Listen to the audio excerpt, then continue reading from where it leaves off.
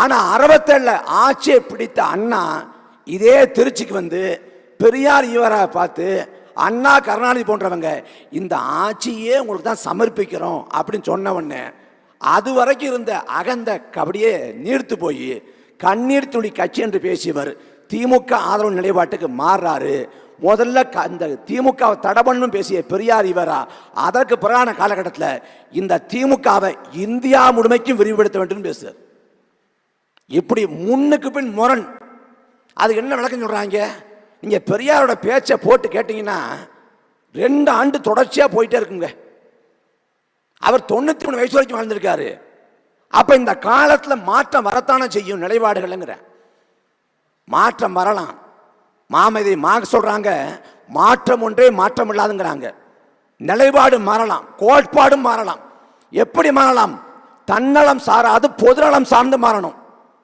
வாசிப்பின் வாயிலாக, கால அனுபவத்தின் வாயிலாக, சிந்தனை முதிர்ச்சியின் வாயிலாக, பட்டறிவின் வாயிலாக ஒரு மாற்றம் பொது நோக்கத்தோடு ஏற்பட்டால் அந்த மாற்றம் வரவேற்கத்தக்கது. ஆனா ஈவேரா கிட்ட ஏற்பட்ட அத்தனை மாற்றமும் தனிப்பட்ட விருப்பு வெறுப்பு.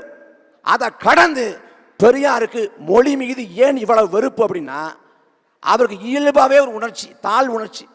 ஆங்கிலத்தை இன்செக்யூரிட்டிம்பாங்கல்ல, தான் தமிழர் இல்லைங்கிறது அவருக்கு நல்லா தெரியும். அதனால் என்ன பண்றாரு? வடிவேல் சொல்வார்ல, நான் குடிக்காத ஊர்ல ஒருத்தன் குடிக்க கூடாதுடா, கடையை போட்டுறான்னு.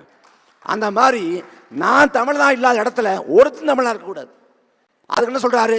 நீ தமிழன் சொல்லாத, தமிழன் சொன்னா பாப்பா நானும் தமிழன் சொல்லிடுவேன். இது எங்க? இது ஒரு இடத்துல. இன்னொரு இடத்துல அவரே சொல்றாரு பார்ப்பனரையும் தமிழங்கிறார். பார்ப்பனரையும் தமிழன் அவரே சொல்றாரு இன்னொரு இடத்துல. ஏன்னா அவ்வளவு முரண்பாடு. அவர் எவ்வளவு ஒரு மோசடி பேர்வழிங்கிறதுக்கு சான்று என்னன்னா, அவர் பேசாரு ஜஸ்டிஸ் கட்சி ஆரம்பிச்சது யாரு? யார் வந்தா? தியாகராயர் தெலுங்கர் வந்தாரு, மாதவன் நாயர் மலையாளி வந்தாரு, கன்னடக்காரன் நான் வந்தேன், எந்த தமிழன் வந்தான்னு கேட்கிறாரு. என் அன்பு சொந்தங்களே, நீதி கட்சியை தொடங்குற போது நீதி கட்சியில ஈவரா இல்ல. நீதி கட்சியை தொடங்கினது யாரு? இந்த தியாகராயர், அவர் பேர்லாம் தீநகர். அதே போல மாதவன் நாயர். இந்த தியாகராயர் தெலுங்கர், மாதவன் நாயர் மலையாளி. இந்த தியாகராயருக்கும் மாதவன் நாயருக்கும் பேச்சுவார்த்தை கிடையாது. அவங்க 2 பேரையும் பேச வச்சு சமாதானப்படுத்தி இந்த நீதி கட்சி தொடங்குவதற்கு அடித்தளமிட்டது நடேசாங்கிற பச்சை தமிழர்.